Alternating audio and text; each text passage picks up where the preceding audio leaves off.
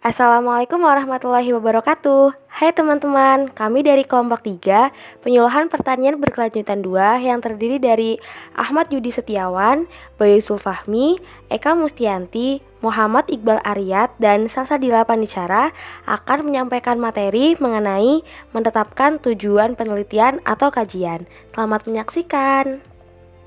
Baik, terima kasih atas waktu yang telah diberikan. Langsung saja untuk menghemat waktu mengenai materi pada kesempatan kali ini, yaitu menetapkan tujuan penelitian atau kajian.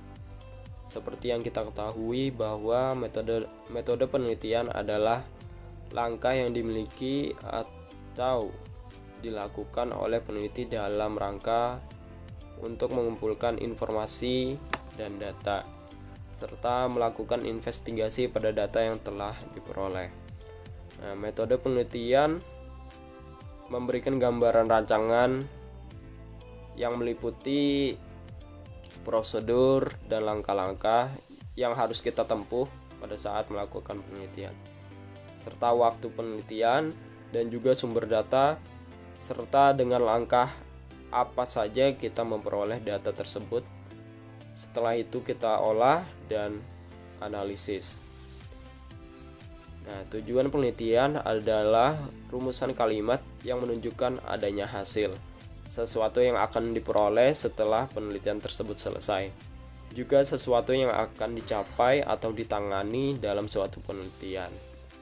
Kata-kata dari tujuan penelitian mengungkapkan keinginan peneliti untuk mendapatkan jawaban atas masalah penelitian yang akan diajukan. Dalam artian lain, tujuan penelitian adalah suatu indikasi ke arah mana penelitian itu dilakukan, atau data-data serta informasi apa yang ingin kita dapatkan, yang ingin kita capai dari penelitian tersebut. Tujuan penelitian dirumuskan dalam bentuk pernyataan yang konkret, yang dapat diamati dan dapat diukur. Jadi bukan merupakan kalimat tanya. Oleh sebab itu, perumusan tujuan haruslah relevan dengan identitas masalah yang dihadapi.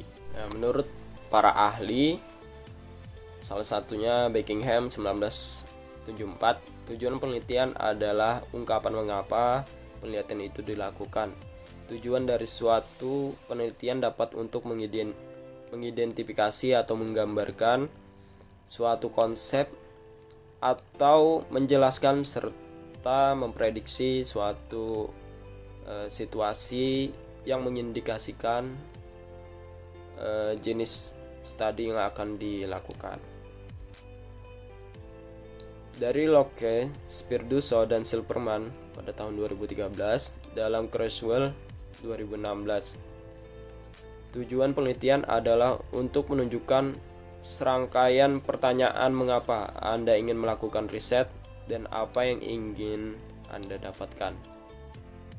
Nah, jika tujuan penelitian secara teoritis, maka dapat diketahui tujuan penelitian merupakan usaha yang dilakukan untuk mengetahui suatu hal. Pengetahuan yang diperoleh dari jenis penelitian seperti ini tidak dapat dimanfaatkan secara langsung atau secara praktis, sehingga nama lain dari penelitian seperti ini disebut dengan basic research. Nah, jika tujuan penelitian secara praktis, maka dapat dijelaskan tujuan penelitian ini ialah mencari serta menemukan pengetahuan yang dapat dimanfaatkan langsung. Nah, penelitian ini dapat disebut dengan applied research. Pada slide selanjutnya ini mengenai jenis-jenis tujuan penelitian. Tujuan penelitian juga dirumuskan dalam bentuk pernyataan yang konkret sehingga dapat diamati serta diukur. Terkait dengan ilmu pengetahuan mengenai tujuan penelitian ini dapat dikemukakan menjadi 3, antara lain tujuan verifikatif, tujuan pengembangan, serta tujuan eksploitasi. Untuk tujuan verifikatif indikatif sendiri, penelitian dilaksanakan untuk menguji kebenaran dari suatu ilmu pengetahuan yang telah ada. Data penelitian yang diperoleh digunakan untuk membuktikan adanya keraguan terhadap informasi atau ilmu pengetahuan tertentu. Selanjutnya, mengenai tujuan pengembangan, ialah penelitian dilakukan untuk mengembangkan sesuatu ilmu pengetahuan yang telah ada. Penelitian ini dilakukan untuk mengembangkan atau memperdalam ilmu pengetahuan tersebut. Yang ketiga, tujuan eksploratif, yaitu penelitian dilaksanakan untuk menemukan sesuatu ilmu pengetahuan yang baru dalam bidang tertentu. Ilmu yang diperoleh melalui penelitian betul-betul baru dan belum pernah diketahui sebelumnya. Masuk dalam pembahasan selanjutnya, yaitu tujuan penelitian berdasarkan metode yang digunakan, yaitu terdapat 3 jenis tujuan penelitian. Yang pertama, ada tujuan penelitian kualitatif, kemudian tujuan penelitian kuantitatif, dan yang terakhir yaitu tujuan penelitian campuran. Yang akan kita bahas pertama adalah tujuan penelitian kualitatif. Tujuan penelitian kualitatif ini biasanya mencakup fenomena utama atau fenomena sentral dari suatu penelitian. Dalam tujuan ini biasanya menggambarkan desain yang dipilih. Selain itu, dalam tujuan ini juga harus dirumuskan dengan secara teknis sesuai bahasa dalam penelitian kualitatif. Tujuan penelitian yang kedua yaitu tujuan penelitian secara kuantitatif. Pada tujuan penelitian kuantitatif ini berbeda dengan tujuan penelitian kualitatif, baik dari segi bahasa maupun dari segi perhatian saat menentukan variabel yang ada. Dalam tujuan penelitian kuantitatif ini meliputi variabel yang digunakan dalam penelitian serta hubungan dari variabel-variabel yang digunakan. Biasanya dalam tujuan penelitian kuantitatif diawali dengan mengidentifikasi variabel utama yang selanjutnya ditentukan atau diidentifikasi bagaimana alat ukur yang digunakan. Tujuan penelitian yang ketiga yaitu tujuan penelitian berdasarkan metode campuran. Dalam metode campuran ini merupakan gabungan dari unsur kualitatif dan juga unsur kuantitatif serta logika dari pencampuran kedua unsur tersebut. Dalam tujuan penelitian campuran ini biasanya diberikan di awal pendahuluan. Tujuannya untuk mengorientasi pembaca sehingga pembaca dapat memahami mana bagian kualitatif serta mana bagian kuantitatif yang terkandung dalam tujuan penelitian tersebut. Assalamualaikum warahmatullahi wabarakatuh. Baik, selanjutnya saya akan melanjutkan presentasi dari Mbak Salsabila Panicara. Sebelumnya telah dijelaskan tentang jenis tujuan penelitian berdasarkan metode yang digunakan. Dan di sini saya akan menjelaskan tentang cara penulisan tujuan penelitian, yaitu pada bagian cara penulisan tujuan penelitian metode kualitatif.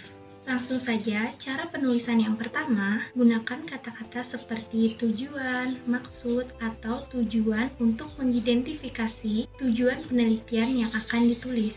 Tujuan ditulis dalam kalimat atau paragraf yang terpisah, menggunakan kata-kata seperti maksud atau tujuan. Contoh, maksud dari penelitian ini adalah titik-titik, atau tujuan dari penelitian ini adalah titik-titik. Selanjutnya yaitu yang kedua, fokus pada satu fenomena utama, konsep atau ide, persempit pencarian kita dengan ide yang akan kita teliti atau kita pahami. Contoh, pada saat kita melakukan identifikasi, kita mendapatkan beberapa macam fenomena atau permasalahan yang ada di lapangan. Dan dengan metode kualitatif dari permasalahan yang ada, dipersempit dengan ide yang akan kita teliti atau difokuskan pada satu permasalahan saja. Yang ketiga, gunakan kata kerja tindakan untuk menunjukkan bahwa penelitian kita sedang melalui proses pembelajaran. Contoh kata kerja atau kalimat tindakan seperti pemahaman, pengembangan, pencarian makna, atau penemuan pembuka kemungkinan. Contoh kata kerja atau kalimat tindakan seperti pemahaman, pengembangan, dan pencarian makna, atau penemuan pembuka kemungkinan lain untuk pencarian kita dan menghasilkan suatu desain. Yang keempat, memberikan definisi operasional umum dari fenomena atau gagasan utama. Maksudnya adalah penulis memberikan definisi secara umum dari permasalahan atau fenomena yang bisa dipahami oleh khalayak umum dan masyarakat. Yang kelima, gunakan kata-kata yang menunjukkan strategi pencarian untuk pengumpulan data, analisis data, dan proses pencarian. Contoh misalnya jika penelitian menggunakan studi kasus dan melakukan pendekatan secara naratif atau strategi lainnya. Yang keenam yaitu menjelaskan peserta yang ada di dalam penelitian. Contoh misalnya jika peserta dalam penelitian tersebut dilakukan dalam satu orang atau lebih, bahkan kelompok atau organisasi. Yang ketujuh, memasukkan lokasi penelitian dan menjelaskan tempat secara terperinci, sehingga pembaca benar-benar mengetahui di mana penelitian ini dilakukan. Contoh, tingkat adopsi kelompok wanita tani Mekarsari terhadap program Pangan Lestari di Kelurahan Tahunan Kecamatan Umbul Harjo, Kota Yogyakarta. Diketahui bahwa lokasi penelitian ini dilakukan di satu kelurahan, yang berarti penelitian ini dilakukan di satu lokasi yang berada di kota atau di tengah kota. Yang terakhir, gunakan bahasa yang berbeda yang membatasi ruang lingkup peserta atau tempat penelitian. Misalnya, penelitian bisa saja terfokus pada penelitian itu saja. Baik, mungkin itu saja yang bisa saya sampaikan.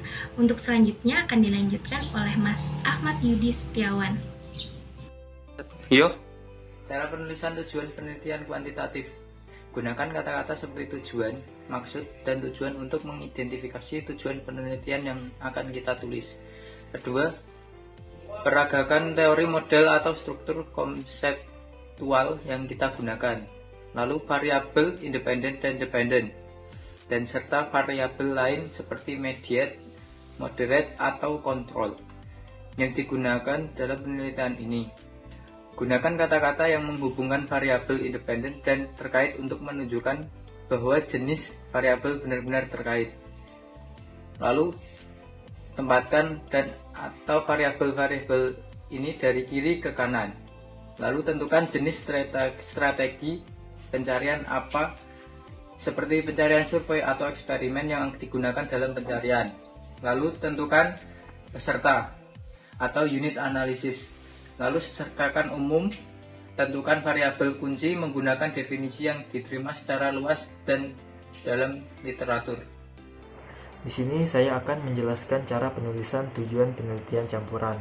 Nah, yang pertama, tulis kata-kata yang dengan jelas menunjukkan tujuan penelitian untuk diproses. Misalnya, tujuan bla bla bla atau maksud bla bla bla. Kemudian, yang kedua, jelaskan tujuan penelitian dari perspektif konten. Misalnya, tujuannya adalah untuk menghitung tingkat adopsi petani terhadap teknologi sistem tanam jajar legowo. Nah, dengan cara ini pembaca memiliki semacam jangkar untuk memahami tujuan umum penelitian sebelum peneliti membagi penelitiannya menjadi kualitatif atau kuantitatif.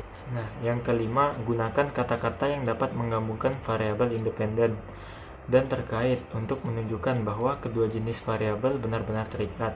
Misalnya, hubungan antara dua atau lebih variabel atau perbandingan antara dua atau lebih kelompok. Kemudian yang keenam, tempatkan dan atur variabel-variabel ini dari kiri ke kanan dengan variabel independen di kiri diikuti oleh variabel dependen kanan. Yang ketujuh, tentukan jenis strategi pencarian apa atau pencarian survei atau eksperimen yang digunakan dalam pencarian. Yang kedelapan, tentukan peserta atau unit analisis dan lokasi penelitian dengan jelas. Dan yang terakhir, secara umum, tentukan setiap variabel kunci menggunakan definisi yang diterima secara luas dalam literatur. Demikian presentasi dari kelompok kami. Mohon maaf apabila terdapat kesalahan. Wabillahi taufiq wal hidayah. Wassalamualaikum warahmatullahi wabarakatuh.